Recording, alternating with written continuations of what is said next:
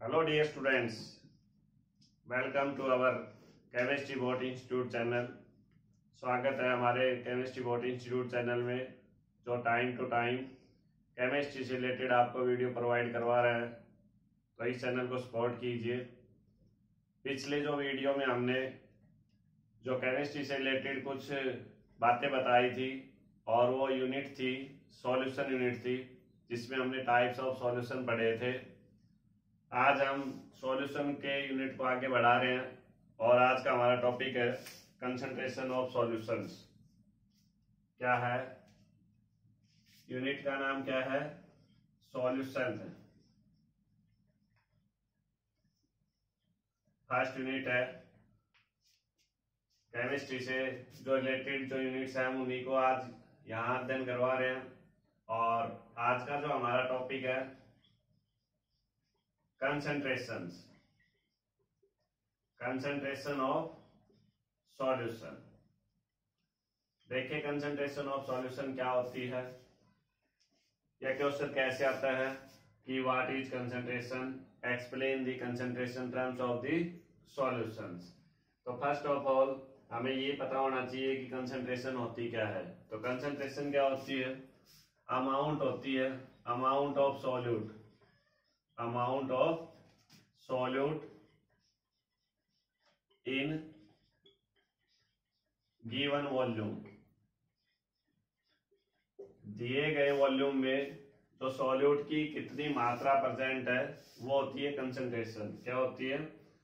Amount of solute in given volume. ये क्या होती है? कंसंट्रेशन होती है किसकी? सॉल्यूशंस की होती है स्टूडेंट्स। अब सॉल्यूशन में कौन कौन सी कंसंट्रेशन टर्म्स यूज होती है? फर्स्ट है mass percentage. Mass percentage. Mass percentage क्या होता है स्टूडेंट्स? मास परसेंटेज होता है कि अगर हम परसेंटेज बाय मास लेते हैं, परसेंटेज बाय मास, तो इसको हम W/W और गुणा में 100 लिखते हैं। और परसेंटेज बाय वॉल्यूम लिखते हैं अगर हम, तो क्या लिखेंगे? W/V into 100 students. अब यहाँ ये क्या है? W जहां भी आता है इसका मतलब है वो वेट है, वेट ऑफ सॉल्यूट या सॉल्वेंट, वेट ऑफ सॉल्यूट और solvent in grams, in grams. ठीक है स्टूडेंट्स।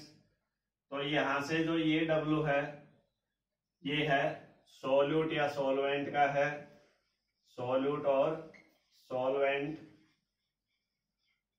का जो वेट है, और किस में लेना आपने? ग्राम में लेना है। ये W है, ये किसका मास है? Mass of solution. किसका है? मास ऑफ सॉल्यूशन का है। और ये भी किस में लेना है? ग्राम में। इसका मतलब ये है कि जहां W आता है स्टूडेंट्स वो सॉलिड स्टेट में है, उसका वेट हम कर सकते हैं, यानी हमें वेट करने के बाद ही उसका कैलकुलेशन लिखना है। यहां से ये भी W ग्राम में लेना है। ये वॉल्यूम है, तो वॉल्यूम किस में लेना है?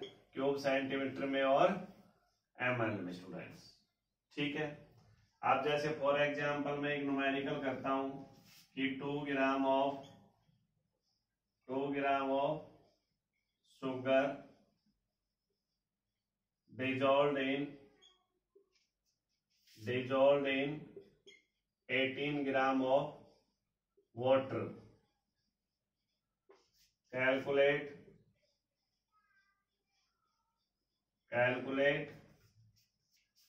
mass percentage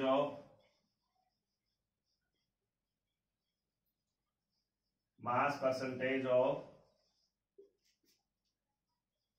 each components। ये है स्टूडेंट्स जो न्यूमेरिकल्स है वो ये है।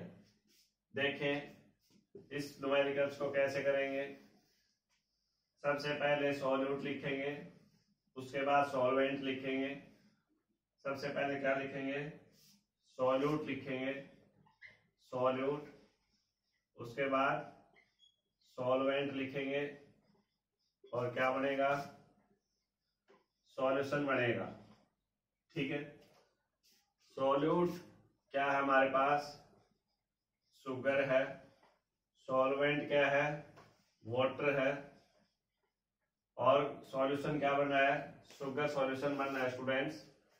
अब शुगर कितना है, W2 कितना है यहाँ, ये है 2 ग्राम है, W1 कितना है 18 ग्राम है, और सॉल्यूशन कितना बन रहा है W1 प्लस W2, तो 2 plus 18 is equal to 20 gram.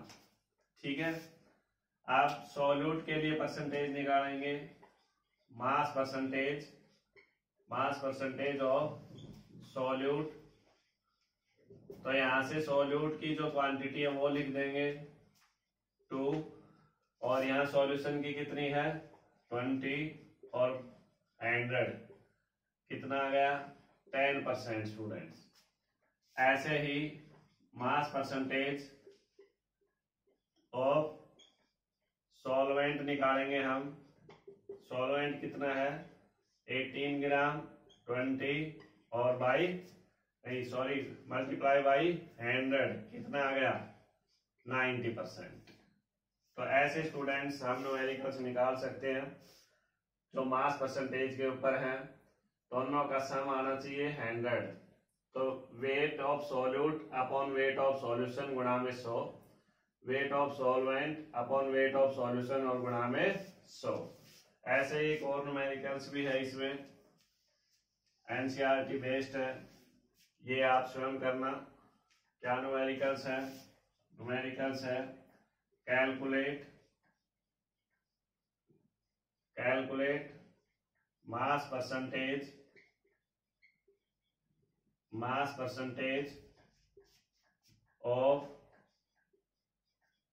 each components when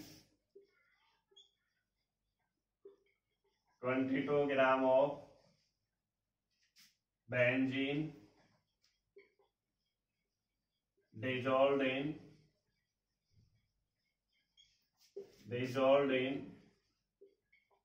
122 gram of carbon tetrachlorides,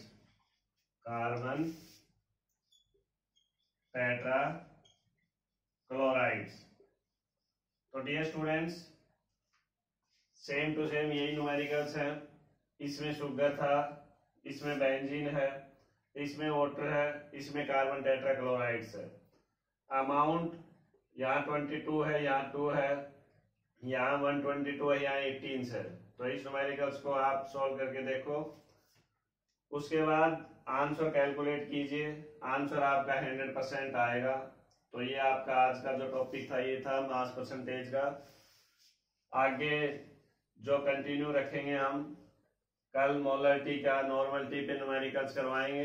तो डियर स्टूडेंट्स सपोर्ट करते रहिए हमारे चैनल को। Thank you.